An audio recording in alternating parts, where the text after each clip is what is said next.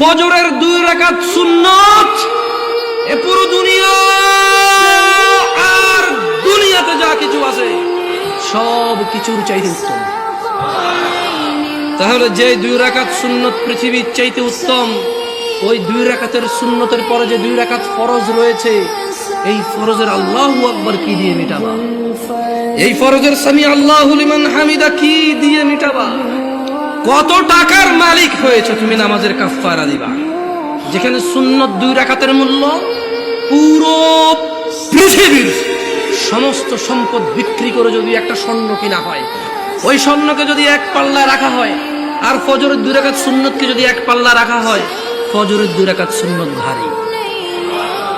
ওই সুন্নত এত ভারী হলে ওই ফজরের নামাজের ফরজ যেটা তুমি ঘুমের মধ্যে কাটিয়ে দাও, ওই 2 রাকাত ফরজের আল্লাহু আকবার, সামি আল্লাহু লিমান হামিদা, আত্তাহিয়াতু সুবহান রাব্বিয়াল আযীম, সুবহান রাব্বিয়াল আলা কি দিয়ে কিনবা তুমি?